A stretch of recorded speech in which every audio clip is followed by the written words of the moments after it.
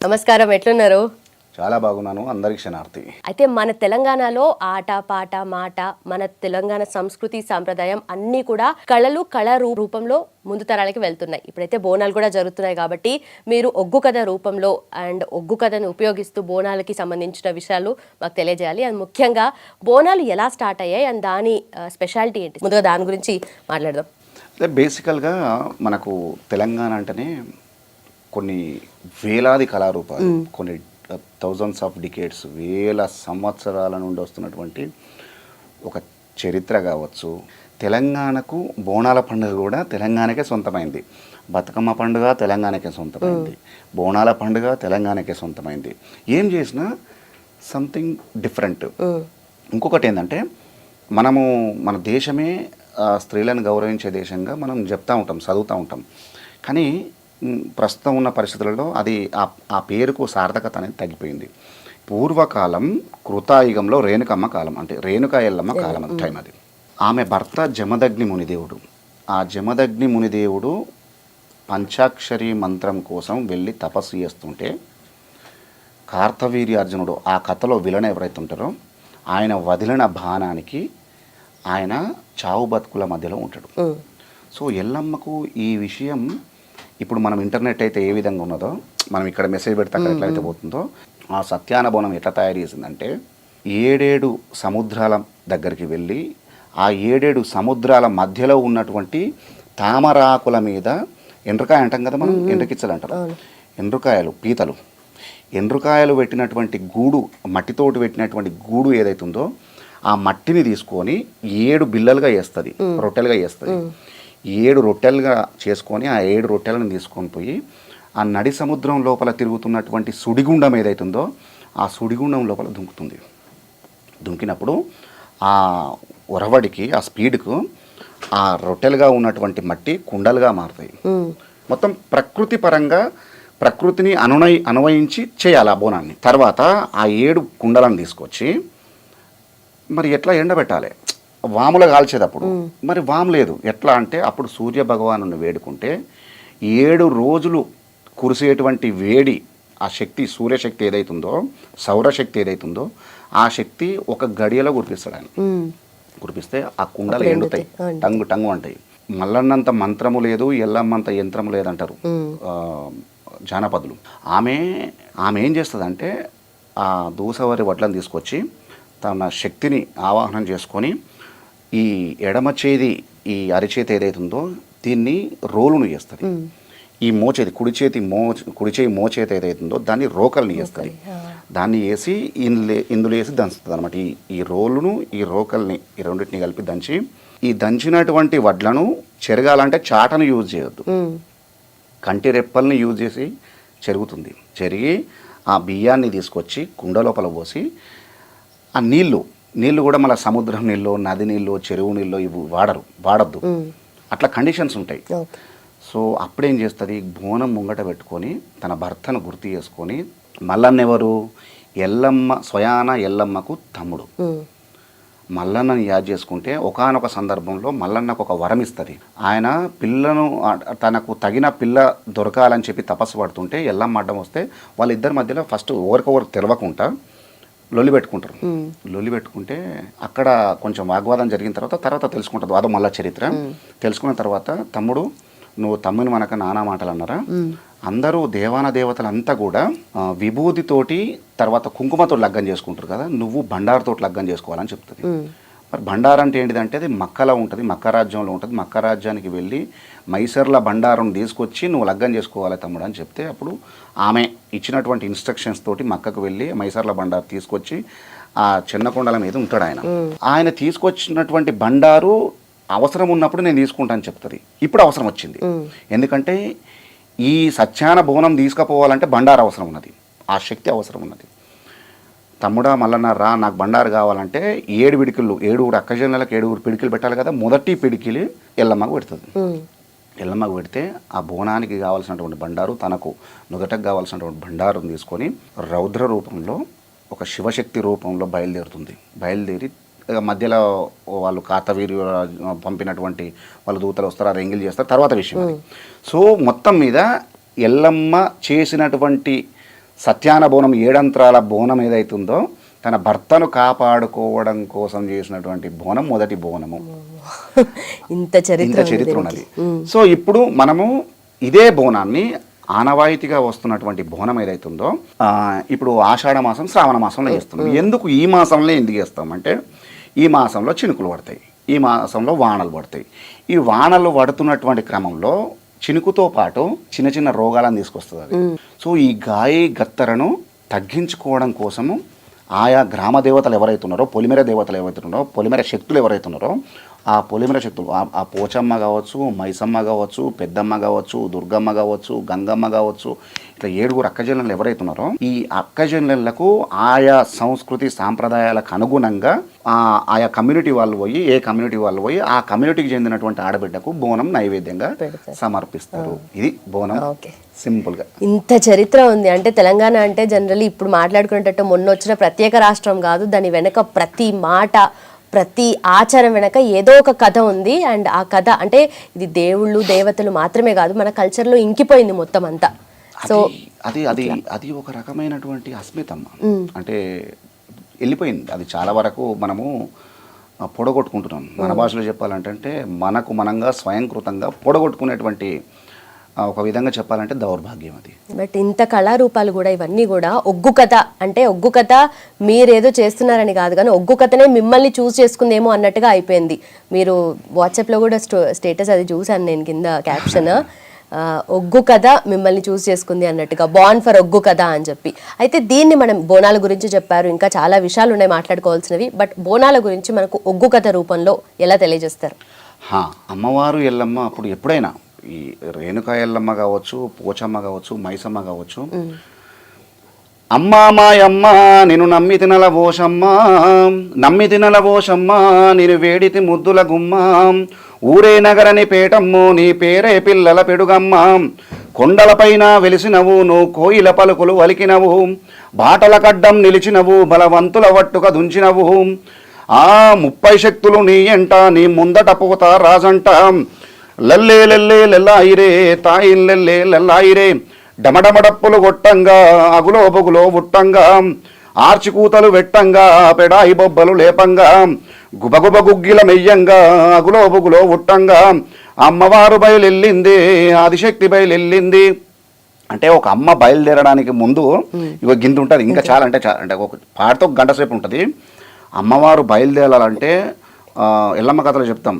అమ్మవారు ఎల్లమ్మ తల్లి ఎల్లమ్మ దేవి జమదగ్ని పూజల కోసం మట్టు మంగళవారం నాడు పుట్టు బుధవారం నాడు పూల గుర్రమెక్కి పూల ఛత్రి బట్టి 7,000 ఏల్పుల వాళ్ళను 12,000 పంపాల వాళ్ళను 101 డప్పు 101 శివశక్తిని ఎంబడబెట్టుకొని బయలుదేరుతుంది ఆమె.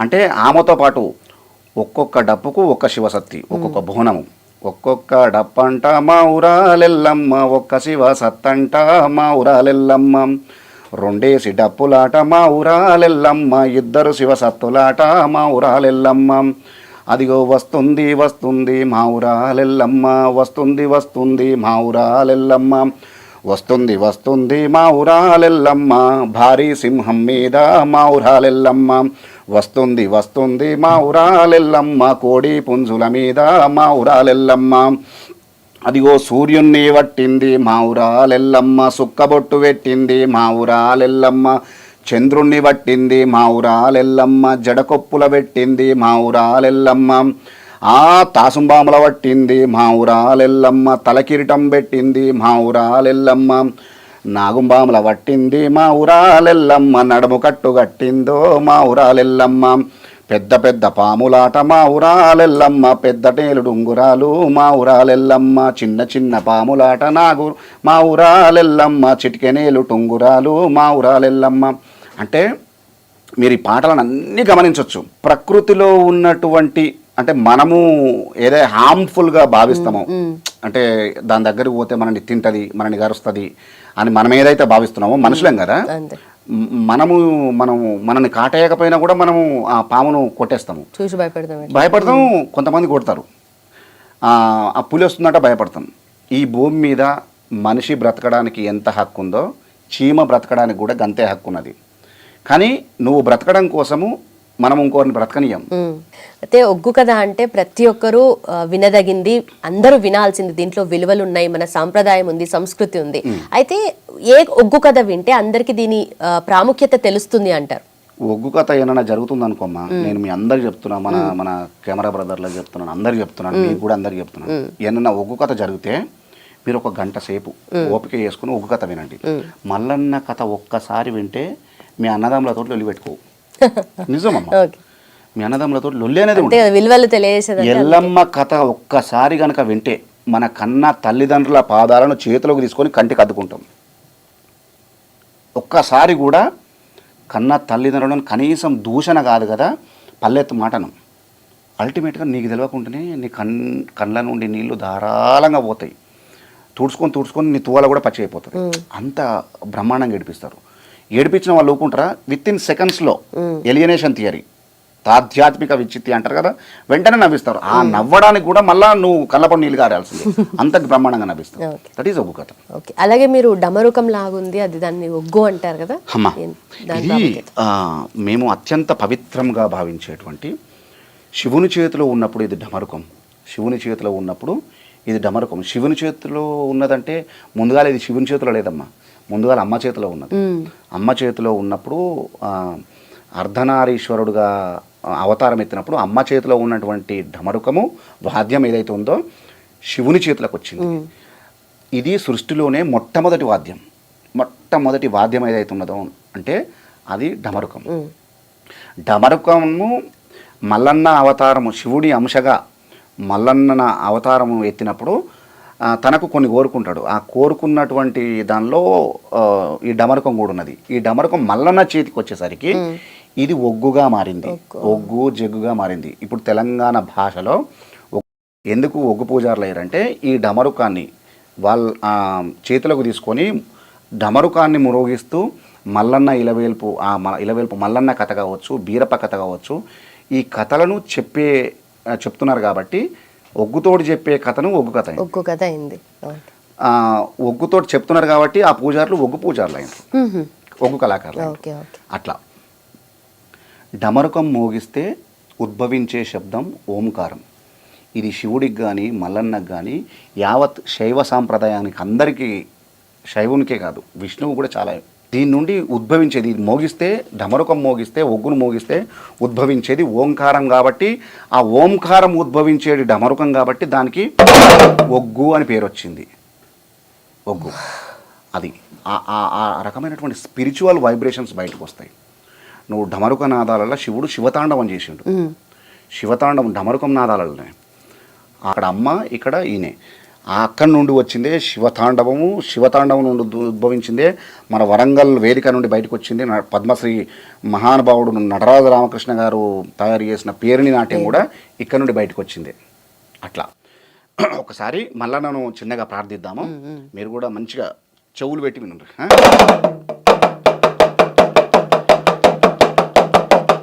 శివ శివ నీలకంఠ శివ నీలకంఠ మార్తాండ మైలారు లింగ మహాయలకోటి ఎలకోటిగే అయ్య సల్ల సల్లని వాడు రాజమల్లయ్యో సాయమే రావల మైలారుడా సల్లబండు వల్ల రాజమల్లయ్యో లింగమైన వస్త మైలారుడా లింగమైన వస్త రాజమల్లయ్యో నిచ్చేడుకుందో మైలారుడా చంగమైన వస్త రాజమల్లయ్యో తినబేడుకుందో మైలారుడం ఆరుడాయిలేను దేవుడవయ్యో సూర్యుడకు ములెలే లింగామం పెదపనంగుల్ల రాజమల్లయ్యో పేరణ దేవుడో మైలారుడం ఐలేని గుల్ల రాజమల్లయ్యో ఆనందపరడో మైలారుడం కౌరెల్లి గుల్ల రాజమల్లయ్యో కోలాట కాడో మైలారుడం ఓదల గుల్ల రాజమల్లయ్యో ఉయ్యారి కాడో మైలారుడం శివశివని పూజ రాజమల్లయ్యో సత్యగించే ఎల్ల మైలారుడం హరహరణి పూజ రాజమల్లయ్యో హారతిచ్చే వేల మైలారుడం ఏదుల బండారు రాజమల్లయ్యో ఎగజమయ్య ఎల్లాయ మైలారుడం భక్తుల బండారు రాజమల్లయ్యో మునిగొడ జిమ్మే మైలారుడం పన్నుల బండారు రాజమల్లయ్యో పైజమయ్య ఎల్లాయ మైలారుడం చుట్టడు బండారుతో రాజమల్లయ్యో పూజల ఏతో మైలారుడం. ఇది అంటే మీరు ఇంట్లో కూడా గమనించండి. మీరు కూడా ఒగ్గు రవి గారు అంటే ఉత్తగా మాట్లాడరు, ఉస్తాద్ ఒగ్గు రవి అంటారు. అంటే ఈ కళారూపంలో మీకు అదొక అద్భుతమైన బిరుదు. అయితే మీకు ఫస్ట్ ఇంట్రెస్ట్ ఎలా స్టార్ట్ అయింది? ఒగ్గు కథ అంటే మీ పేరు చెప్పంగానే అందరికీ గుర్తొచ్చే ఒక ఒగ్గు కథ మా కోసం. బేసికల్గా రవి అంటే ఎవరు గుర్తుపట్టరమ్మా, ఈ భూమి మీద చాలామంది రవిలు ఉన్నారు. మీరు ఇంతకుముందుకు ఒక క్వశ్చన్ అడిగారు కదా, మిమ్మల్ని చూజ్ చేసుకుంది అని చెప్పి ఒక కథ. నేనేమంటా అంటే చాలామంది ఏమంటారంటే కోడి కూర్చుందిరా తెల్లారింది అంటారు. కానీ లాజిక్ ఏంటంటే తెల్లారితేనే కోడి కూస్తుంది అన్న విషయం మనకు అందరికీ తెలియదు. సో ప్రకృతిని మేలుకొల్పేటువంటి శక్తి కోడికి లేదు. ప్రకృతి మేలుకున్న తర్వాత కోడి కూస్తుంది. చిన్న లాజిక్ గుర్తించేదంతే. నేనేమంటా అంటే కళారూపం అనేది చాలా గొప్పది. నేను ఉన్నా నేను లేకున్నా కళారూపం బ్రతికుంటుంది. చాలామంది అంటారు నేను లేకపోతే కళారూపమే లేదంటారు. నేను ఒప్పుకోను. నేను ఒక మైల్ స్టోన్ మాత్రమే, చిన్న మైల్ స్టోన్ మాత్రమే. నేను వచ్చినా, నేను కష్టపడ్డా, నాకు కష్టపడ్డంత కీర్తి ప్రతిష్టలు అన్నీ కూడా కళారూపం నాకు ఇచ్చింది. నేను కళారూపానికి ఏమి ఇవ్వలేదు. మీరు పెంపొందిస్తున్నారు కదా ఇప్పుడు ఎవరికి తెలుసు. నేను అదే చెప్తున్నాను. నా పక్కన ఒగ్గు ఉంటే నేను ఒగ్గు రవిననే తప్ప నేనేదో నేను చేయబట్టికే నేను పుట్ట ముందుకున్నది, నేను చనిపోయిన తర్వాత కూడా ఒగ్గు ఉంటుంది. కానీ మీరైతే నిజంగా అంటే ఒగ్గు కథనే నమ్ముకున్నారు, దాన్నే కళారూపకాన్నే చూస్ చేసుకొని బ్రతుకుతున్నారు. కానీ ఇప్పుడు మీ తాత ముత్తాతల నుండి మీకు వచ్చింది, మీ నుండి నెక్స్ట్ జనరేషన్కి ఇది క్యారీ ఫార్వర్డ్ అవుతుందా అంటే దానికి ఏం చెప్తారు? ఎందుకంటే మన కళ రూపాలు ఎప్పుడు కూడా దాన్ని రాయడమో లేదంటే ఏదో ఒక ఫామ్లో స్క్రిప్ట్ వైజ్గానో ఎప్పుడు పొందుపరచలేదు. ఒకరి నుండి ఒకరికి అది క్యారీ ఫార్వర్డ్ అవుతుంది. మౌఖిక సాహిత్యం అంటే మీరు అడిగిన క్వశ్చన్ చాలా గొప్ప క్వశ్చన్ అమ్మా అది. ఎందుకంటే వారధి అనేది ఫర్ ఎగ్జాంపుల్ చెప్తున్నాను, ఒక నది యువతల బాధ ఉంటుంది, అవతల బాధ ఉంటుంది, రెండు సైడ్లు ఉంటాయి. యువతల వాళ్ళు అవతలి పోవాలన్నా, అవతల వాళ్ళు యువతల రావాలన్నా ఒక వారధి కావాలి. సేమ్ ఫార్మాని ఇక్కడ మనం ఇక్కడ పెడితే మా తాత నుండి మా నాయన వాళ్ళు మా బాబాయ్ వాళ్ళు తీసుకున్నారు, మా బాబాయ్లో నుండి మళ్ళీ మేము తీసుకున్నాం. మా నుండి నెక్స్ట్ జనరేషన్కి వెళ్ళాలంటే వారధిగా నేను ఉండాల్సిందే. నేను కాకుండా నాలాంటి వాడు ఎవడన్నా వాడు ఉండాల్సిందే. వారధిగా మనుషులు లేనప్పుడు కొన్ని రోజులు స్తబ్దత, వారధిగా ఉన్నప్పుడు చాలా చక్కగా మా తాతలు ఎట్లయితే పూలల్లో పెట్టి కళారూపాన్ని మాకు అందించారో మేము బంగారంలో కాకుండా మేము కూడా పూలల్లో పెట్టి నెక్స్ట్ జనరేషన్కి అందించవచ్చు. అందించాలంటే ఓపిక కావాలమ్మా. ఫస్ట్ కళారూపం నేర్చుకోవాలన్నా కూడా ఓపిక కావాలి. ఎంత ఓపిక తెలుసా? ఈ భూదేవికి ఉన్నంత ఓపిక కావాలి. ఇప్పుడు మరి మీరు వారధిగా ఉంటున్నారా? ఎలా చేస్తున్నారు? 29 ఏళ్ళు అదే చేస్తున్నారు ఇప్పుడు నెక్స్ట్ జనరేషన్కి. ఎందుకంటే ఇప్పుడు మీకున్నంత ఓపికనో లేదంటే ఇంత సహనంతో మీరు నేర్చుకున్నారు, దాన్ని ముందుకు తీసుకెళ్ళడానికి చాలా కష్టపడుతున్నారు. బట్ నెక్స్ట్ జనరేషన్ వాళ్ళకి తీసుకోవడానికి రెడీగా ఉన్నారు. మేము అదృష్టవంతులం. ఈ జనరేషన్ చాలా అదృష్టవంతులు. ఎందుకంటే చాలా చూసినాం. ఒకప్పుడు పెద్దలు ఏం చెప్పేదంటే ఎప్పుడు పుట్టినావు నువ్వు, ఎప్పుడు పుట్టినావు నాయనమ్మ, లేకపోతే ఎప్పుడు పుట్టినావు తాత అంటే స్కైలాబ్ పడ్డట వరకు ఒక 15 ఏళ్ళు ఉండొచ్చు అంటారు. స్కైలాబ్ పడ్డది కదా, అప్పటి వరకు నాకు తెలివి వచ్చిందిరా అనేది దాన్ని ఎగ్జాంపుల్గా తీసుకునేది, ఒక మైల్ స్టోన్గా తీసుకునేది. ఒకప్పుడు విద్య నేర్చుకోవాలంటే ఖచ్చితంగా గురువు చెప్పితేనన్నా వినాలి, లేకపోతే గురువుతోటి ప్రయాణం అన్నా చేయాలి. అయితే మీరు చెప్పినట్టుగా ప్రతిసారి కూడా ఒకరు నేర్చుకున్నప్పుడు ఒకరి నుండి ఇంకొకరికి క్యారీ ఫార్వర్డ్ అయినప్పుడు వాళ్ళు దాన్ని ఇంప్రూవైజ్ చేయడము లేదంటే కొత్త విషయాలు దాంట్లో జోడించడం ఇవన్నీ జరుగుతుంటాయి కదా. అంటే ఎప్పటికప్పుడు కొత్త రూపం చూస్తుందంటారా? అట్లా కాదు, కొత్త రూపం అని కాదు. ఇప్పుడు ఫర్ ఎగ్జాంపుల్ గంగా ప్రార్థన ఉన్నదమ్మా, గంగా ప్రార్థన ఉన్నది. గంగను శరణు శరణు మహాయంభారాణి శాంభవీరాణి శంభావీరాణి కరుణజోడు మముగన్న తల్లి గంగా భావాని గణకల్పవల్లి. ఇది గంగా పాట. కానీ ఈ రాగము ఒకప్పుడు లేదు. ఒకప్పుడు ఎట్లుండనంటే శరణమ్మ మహాపాలి శంభవీరాని శాంభవీరాని కారణించు ధోనకొండ గంగారావమ్మ దేవి మాయమ్మ అని చెప్పి ఆ ట్యూన్లో ఉండే. పట్టు మూటాలు గట్టి పాలేరు మీద పాలతోటి పూజలు కొన్న పరమా కళ్యాణి పాకీర్తి గంగా. ఎన్ని పాలు వచ్చినాయి లెక్క పెట్టిందా? ఆ నీలి మూటాలు గట్టి నీలేరు మీద నీళ్ళతోటి పూజలు కొన్న నీలవేణివమ్మో నీలదాక్షివమ్మ. ఎన్ని నీళ్ళు వచ్చినాయి లెక్క పెట్టు. 6 వచ్చినాయి కదా. గంగా ప్రార్థన కాంచెలి మొదలు పెడితే మంగళం పాట వరకు కూడా ఇదే ప్రాస ఉంటుందమ్మా. ప్రాస అని వాళ్ళకి తెలియదు, కానీ ప్రాస అద్భుతమైన ప్రాస దాగున్నది. ఇంకొక విషయం చెప్పాలా, ఇందులో ఒగ్గు కథ చెప్తుంటే తదేకంగా చెవులు నిక్కబెట్టి ఇట్లా వినడానికి గల కారణం ఏంటంటే ఆ రాగాలు ఒకవైపు అయితే గొలుసు మాటలు అనే ఒకటి ఉంటాయి. ఇప్పుడు గంగపాట మొత్తం చెప్పినా 1 అవర్ పాడిన అనుకో, గంగపాట భావాన్ని మొత్తం ఒక సెంటెన్స్లో చెప్తారు వాళ్ళు. లాస్ట్కి గంగపాట వాడిన తర్వాత ఓహోహోహో ఆయన గంగను ఎందుకు ప్రార్థన చేయాలి, గంగను ఎందుకు వేడుకోవాలంటే తాగేది గంగ, తలకు పోసుకునేది గంగ, కుండల పోసేది గంగ, కూరాట్లో పోసేది గంగ, తొక్కేది గంగ, మొక్కేది గంగ, సకల చండాలము వాపేది సత్యవీర గంగ. ఒకవేళ గంగ కరుణించకపోయినా, ఋతువుగా వర్షం పడకపోయినా, అనువుగా పంటలు వండకపోయినా ఈ ప్రజల కష్టం ఏ ప్రభుత్వం తీర్చలేదు. ప్రభుత్వాలు తీసుకొచ్చింది అంటే వాన పడలేదు అనుకో, వాన పడకపోతే నీకు వాటర్ ఎవరు తెచ్చిపోతారు, ఎన్ని ట్యాంకర్లు తెచ్చిపోతారు. అసలు భూమి భూతాల లోకంలో వాటరే లేనప్పుడు ఏ బోర్లు పోస్తాయి, ఏ బాయిలు పోస్తాయి. అందుకోసానికైనా గంగ కరుణిస్తేనే ఋతువుగా వర్షాలు పడుతున్నాయి, ఋతువుగా వర్షాలు పడితేనే అనువుగా పంటలు పండుతున్నాయి, అనువుగా పంటలు పండితేనే ఈ ప్రజల కష్టం తీరుతుంది. కాబట్టి ఎంతటి పండితుడైనా ఎంతటి పామరుడైనా గంగను ప్రార్థించవలసిన అవసరం ఎంతైనా ఉన్నదమ్మా అని చెప్తారు. సో మనం పొద్దున లేచిన దగ్గర నుంచి వెళ్ళి నైట్ పడుకునేంత వరకు పొద్దున లేవంగానే మనం దంతధావనం చేయాలి, ముఖం కడుక్కోవాలి, వాటర్ అవసరం. అక్కడి నుంచి వెళ్ళి మొదలు పెడితే రాత్రి పడుకునేంత వరకు, అంటే మనము పడుకునే ముందు ఒక గ్లాసు నీళ్ళు తాగుతాం, లేకపోతే ఇంత ఛాయ్ అన్న తాగుతాం, లేకపోతే ఇంత గ్రీన్ టీయో అదో ఏదో తాగుతాం. దానిలో కూడా నీళ్ళే కావాలి. అంటే అల్టిమేట్గా గంగ లేకపోయినా ఈ జగము గడి ఉండదు, ఒక గంట కూడా బతకదని చెప్పారు. కాబట్టి గంగను ఎవరైనా పండితుడైనా పామరుడైనా గంగను ప్రార్థన చేయాలి. అలాగే మీరు ఇందాక అన్నట్టుగా తెలంగాణ అంటే కోటి రతనాల వీణ మాత్రమే కాదు, కోటి కళల ఖజానా అన్నట్టుగా మనకు ఇప్పుడు బుర్రకథ ఉంది, అలాగే హరికథ ఉంది, యక్షగానం ఉంది, అలాగే పగటి వేషాలు ఇవన్నీ కూడా ఉన్నాయి. దాంట్లో మనకు ఒగ్గు కథ, దేని ప్రత్యేకత దానికి ఉంది కదా. అయితే దీన్ని మనం ముందుకు తీసుకెళ్లే ప్రయత్నంలో చాలా చోట్ల చాలా సందర్భాల్లో మీరు దేవుళ్ళు పూజల దగ్గర కానీ, ఇలాంటి గుళ్ళ దగ్గర కానీ, ఇలాంటి జాతరల దగ్గర, బోనాల దగ్గర మీరు పార్టిసిపేట్ చేస్తూ ఉంటారు, దాన్ని ఒగ్గు కథలు చెప్తూ ఉంటారు కదా. అయితే గ్రామ దేవతలు అనేది కాస్త కొంచెం సాంస్క్రిటైజేషన్ అవుతుంది, ఈ కొంచెం అంతా యూటర్న్ తీసుకొని డిఫరెంట్ వైపుగా వెళ్ళిపోతుంది అన్నట్టుగా కూడా జరుగుతున్నాయి మాటలు. అసలు ఏం జరుగుతుంది, నిజంగా గ్రామ దేవతలు ఉనికి కోల్పోతున్నాయి అంటారా? గ్రామదేవతల ఉనికి ఎప్పుడు కోల్పోవు, ఎందుకంటే ప్రకృతి ఉనికి ఎప్పుడు కోల్పోతాం. వీళ్ళంతా ప్రకృతి దేవతలు. పొద్దుగాలు లేవంగానే సూర్యభగవానుడు బయటకు వస్తాడు. నువ్వు రంగు మారదామన్నా మారడు ఆయన. సో నువ్వు లాంగ్వేజ్ ఏదైనా మారదామన్నా మారడు, ఆయన లాంగ్వేజ్ ఆయనకు ఉంటుంది. సో అట్నే మనము మనుషులు ఏంటంటే కొంచెం వితండంగా ప్రవర్తిస్తుంటారు. కాబట్టి ఆధిపత్యం అనేది ఎక్కడో ఒక దగ్గర, అందరూ ఉండరులే, ఎక్కడో ఒక దగ్గర ఆధిపత్యం అనేది కొంతమంది లోపల ఉంటుంది. ఆ కొంతమంది చేసేటువంటి చర్యల వల్ల మొత్తం వ్యవస్థకే ముప్పు వాటిల్లేటువంటి ప్రమాదం పొంచి ఉన్నది. ఎందుకు ఈ మాట మనం మాట్లాడుకుంటున్నామంటే, ఒక గ్రామ దేవత ఉన్నది, ఫర్ ఎగ్జాంపుల్ పోచమ్మ ఉన్నది.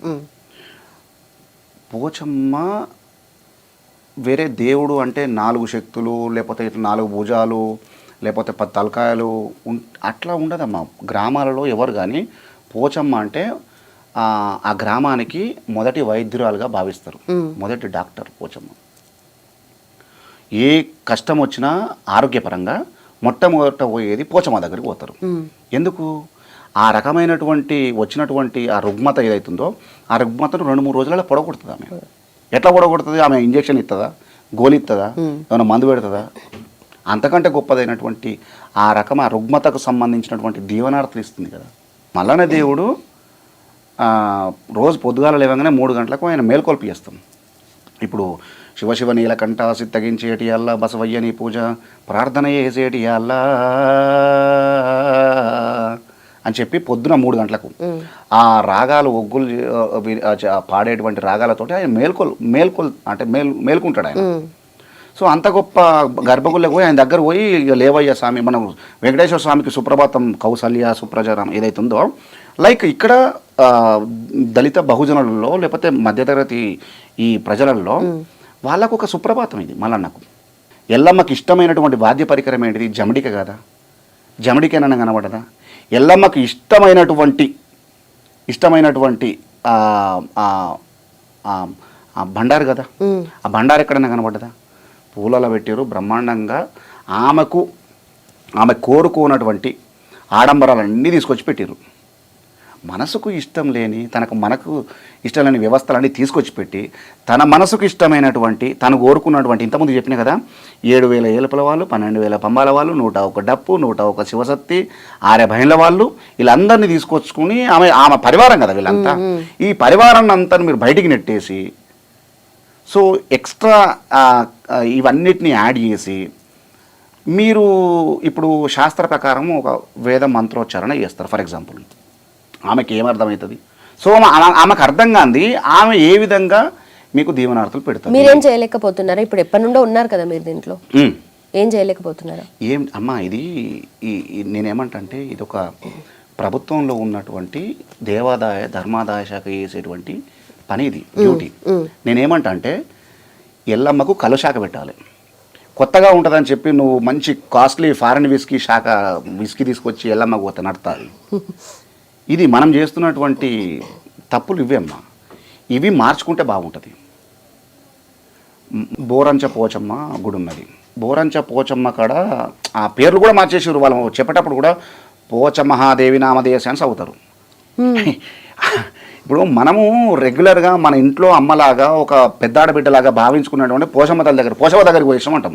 యాడికి పోయించారంటే పోచవ దగ్గరికి పోయినాం, మైసవ దగ్గరికి పోయినాం అంటాం, లేకపోతే మల్లన్న దగ్గరికి పోయింటాం. అన్న అవ్వ అమ్మ అని భావించుకునేటువంటి మనం పోచ మహాదేవి అంటే మనకు చాలా దూరం అయిపోలే పిలుచుకునే విధానంలోనే.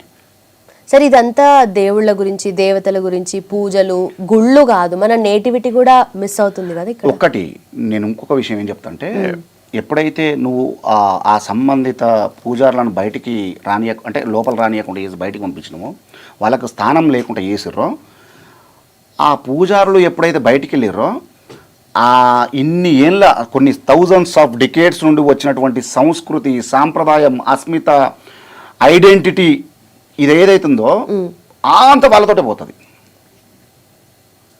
ఉన్నది ఓడగొట్టుకొని లేని దానికోసం చేయి చాపుతున్నాం. ఇది ప్రాబ్లం.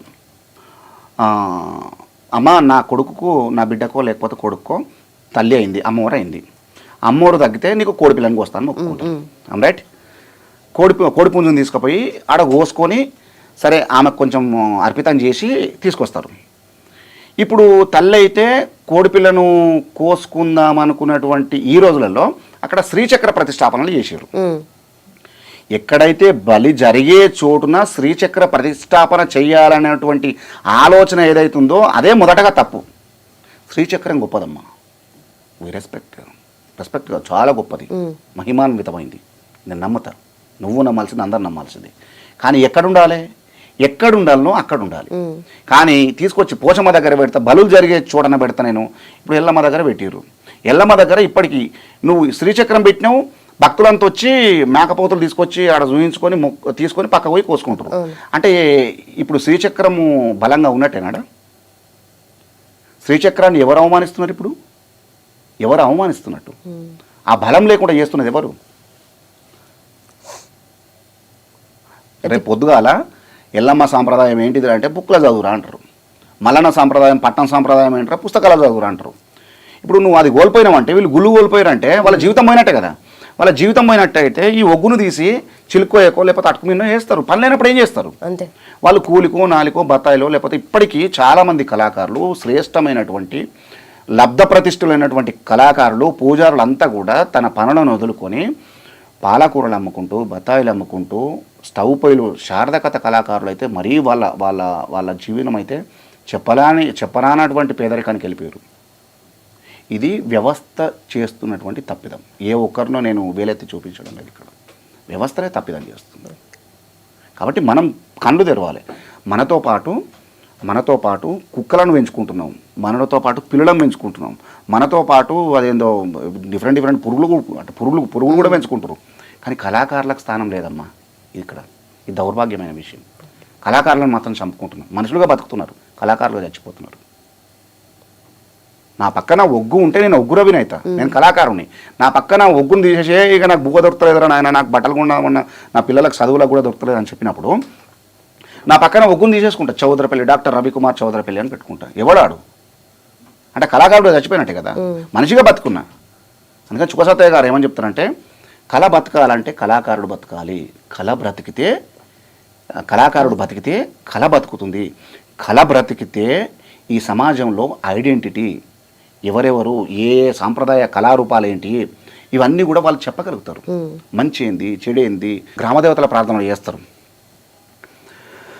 హర మాదేవ శంభో శంకర శంభో శంకర శరణయ్య మాదేవ ఆదేవి దండాము భూదేవి దండాము తొక్కిన భూదేవత తోడై ఉండు మాం మొక్కిన భూదేవత మోక్షములివ్వు మాం తలచిన భూదేవత తల మీద కలిగుండు సూర్యుడ దండాము చంద్రుడ దండాము సుక్కలకు దండాము తెప్పలకు దండాము మా పాలి మల్లయ్యో కులగురు వీరయ్య తండ్రైన మల్లయ్యో తాతైన మల్లయ్య అని చెప్ప గంటసేపు ఉంటుంది ప్రార్థన.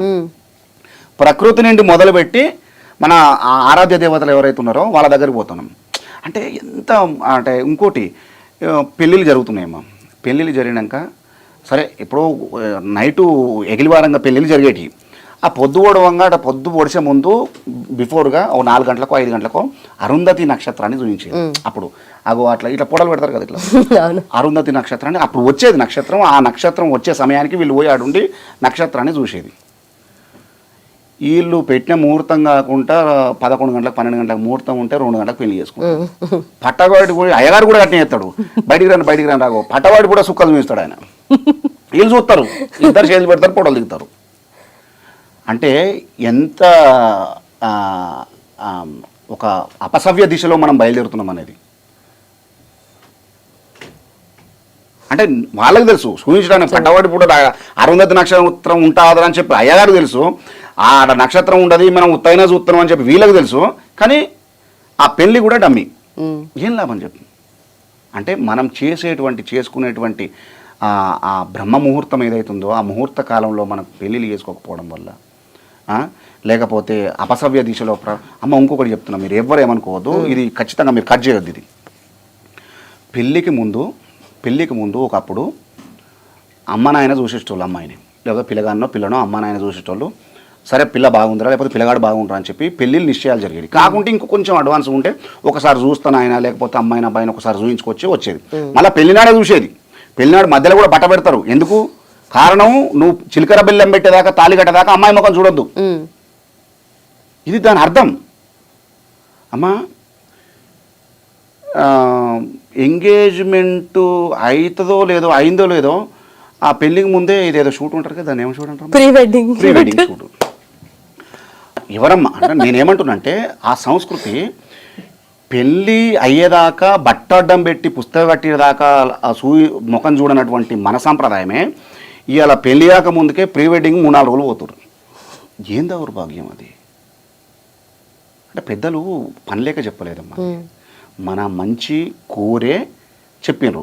పెళ్ళి అయితే ఏం కాదు, సరే పెళ్ళి అయితే అట్లా పోవడమే తప్పు. ఫస్ట్ వీళ్ళు ఎట్లా తోలిస్తారు, తల్లిదండ్రులు ఎట్లా తోలిస్తారు, వాళ్ళు ఎట్లా పోతారో నాకు తెలియదు. కానీ సరే పెళ్లి దాకా వస్తే పెళ్లి దాకా రాకముందుకే ఆగిపోయినటువంటి వ్యవస్థలు చాలా ఉన్నాయి.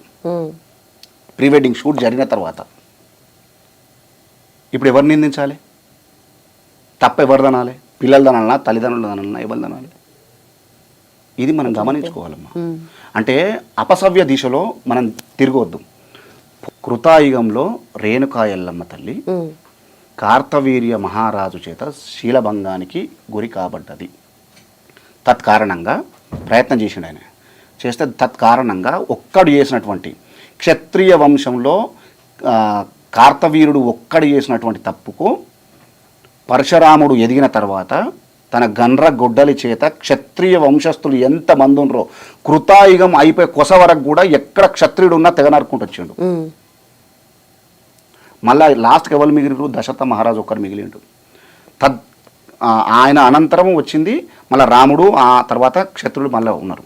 అంటే ఒక్కడు చేసిన తప్పుకు స్త్రీల భంగం చేయాలనుకున్నప్పుడు గంత మోసం జరిగింది. తర్వాత కృతయుగం అయిపోయిన తర్వాత త్రేతాయుగంలో సీతమ్మను చెరపట్టడానికి రావణాసురుడు ప్రయత్నం చేసిండు. ఒక్కడు చేసిన తప్పిదమే కదా. రావణాసురుడు ఒక్కడు చేసిన తప్పిదానికి రావణాసుర యుద్ధం జరిగింది కదా. యుద్ధం జరిగి రాముని చేతిలో మొత్తం రావణాసురుని వంశం ఏదైతుందో సర్వసుందరమైనటువంటి ఆ లంకా రాజ్యం ఏదైతుందో రాజ్యం వినాశనం మొత్తం జరిగింది కదా. ఒక్క సీతమ్మను చెరబట్టబోయి. ఓకే.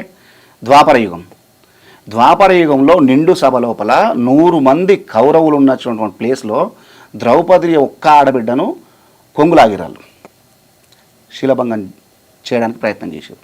తత్కారణంగా కురుక్షేత్రం వచ్చింది కదా. పంచపాండవుల చేతుల కుకసావు తెచ్చారు కదా.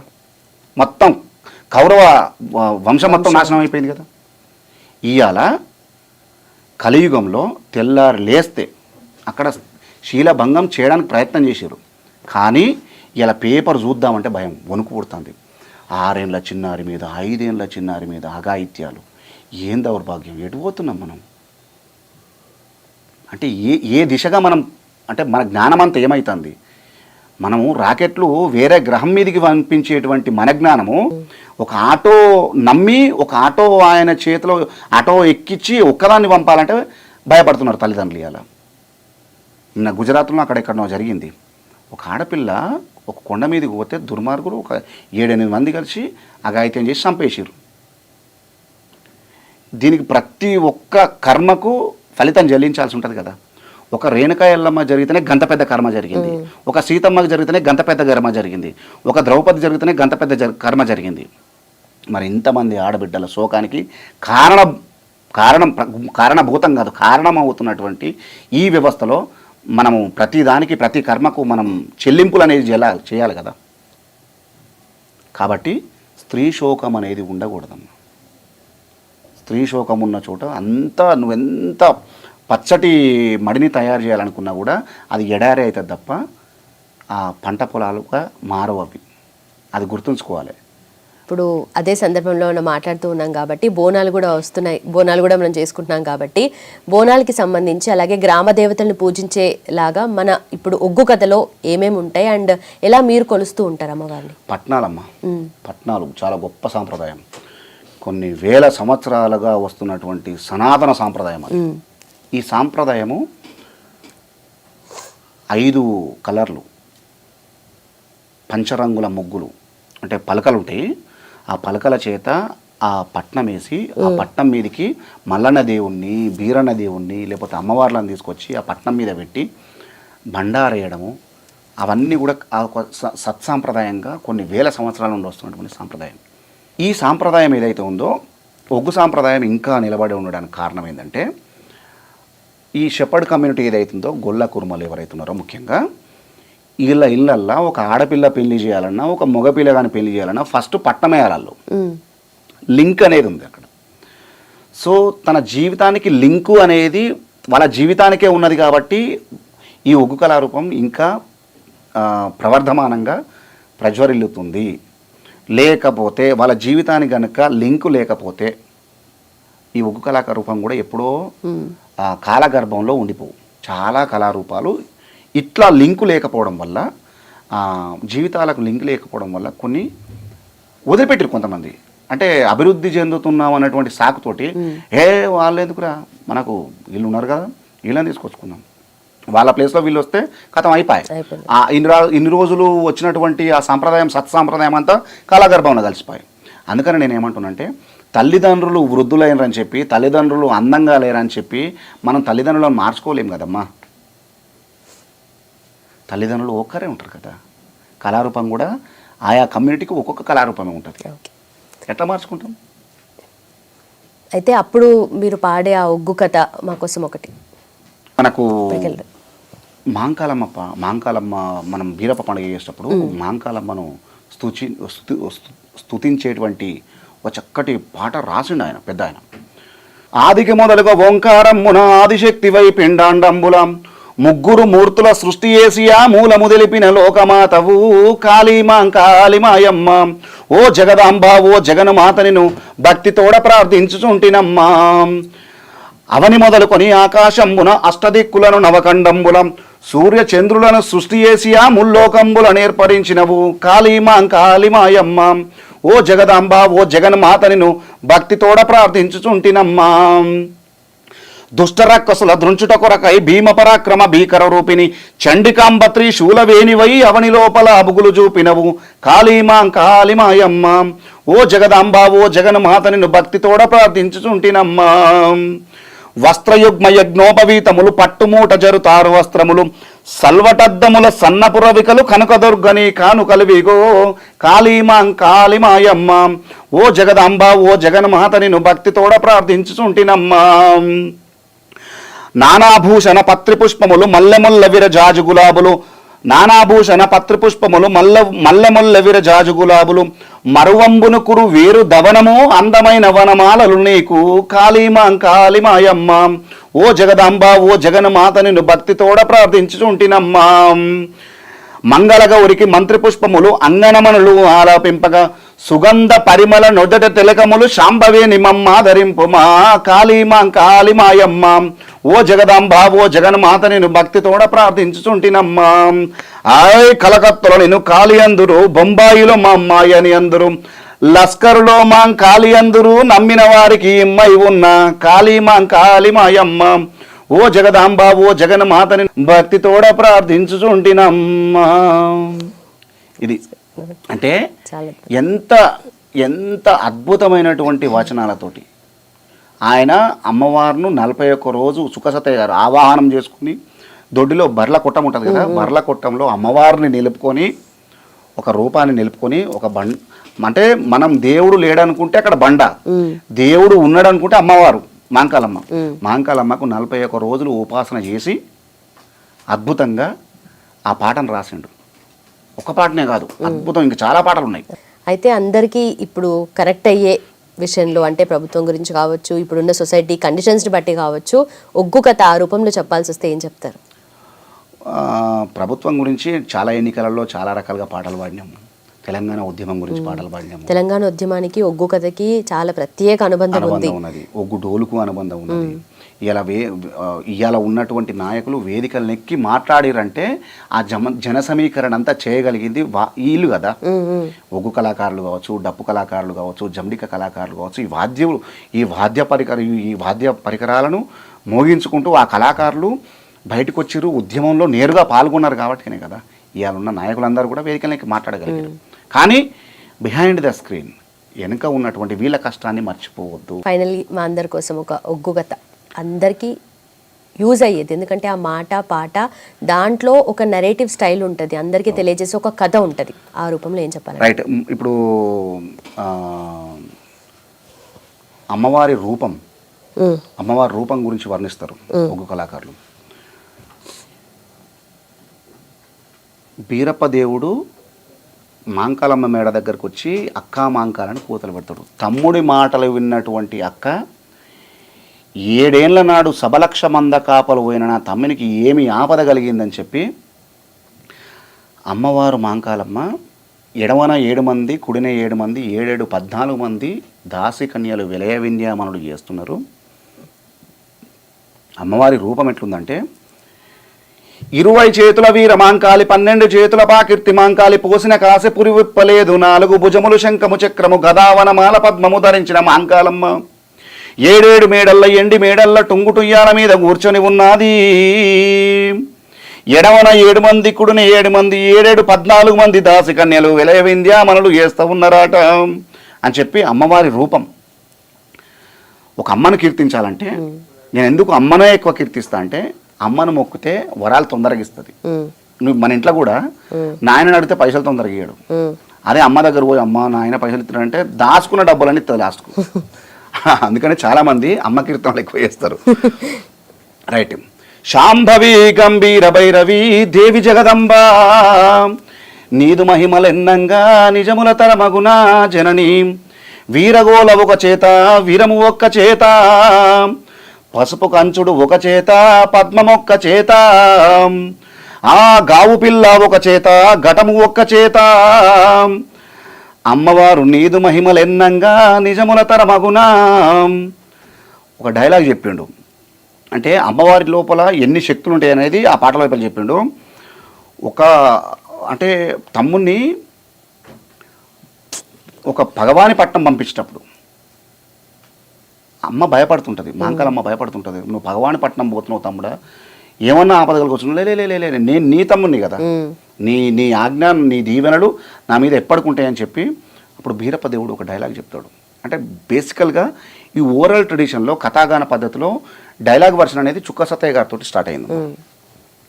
అక్కా మాంకాలి నీ తమ్ముడు వీరభద్రుడు అసమర్థుడు అనుకుంటేవా, ఈ వీరభద్రుని గుండెల్లో మండుతున్న హోమాగ్ని అగ్ని పర్వతాలు బద్దలుగా చేసి సప్త సముద్రాలు అల్లకల్లోలం చేసి విషప్రయోగముల చేత మా తల్లిదండ్రి ప్రాణములకు భంగము కలిగించిన ఆ క్రూర శత్రువుని కని తురంగ చతురంగ గణబల సైన్యములను ఈ శివదత్తమైన వీరకటార్చి కండలుగా చీల్చి చెండాడి రథోరథ సాగరగతి పాల్చేసి మా మామ జుట్టు నా గుర్రపగాలు కట్టుకొని వాని 7 బిడ్డలా తీసుకొచ్చి నీ పాదముల పైన పడవేస్తాను, నన్ను వైభవముగా దీవించి పంపు అని చెప్పి ఒక డైలాగ్ చెప్తాను.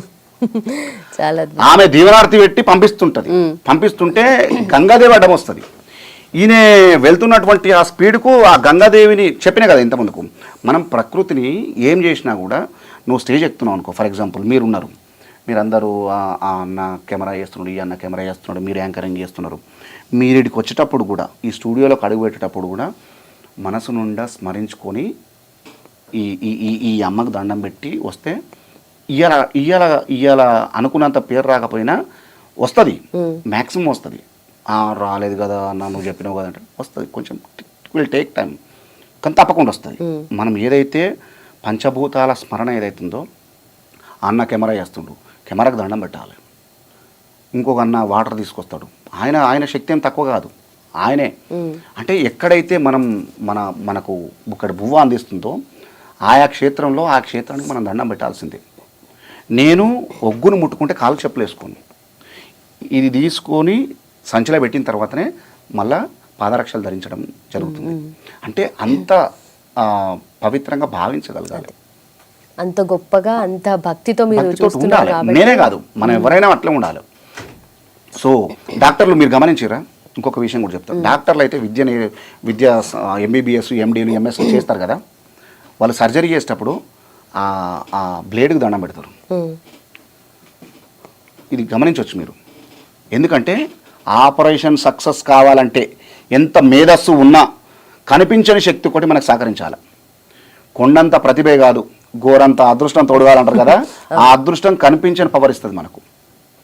సైంటిస్టులు ఉంటారు కదా, మన రాకెట్లు ఇస్రో సైంటిస్టులు కానీ వాళ్ళందరూ వాళ్ళు రాకెట్ ప్రయోగం చేసేటప్పుడు వాళ్ళ ఇష్టమైన దేవుడు మన తిరుమలకు పోయేస్తారు. లేదు, అంత ప్రయోగం జరుగుతున్నప్పుడు ఇక కౌంట్ డౌన్ స్టార్ట్ అవుతుంది కదా, 10, 9, 8, 6 అంటారు కదా, అంటున్నప్పుడు అంతా ఊపిరి బిగబెట్టుకొని లాస్ట్కి ఇటు కొత్త చేతులు.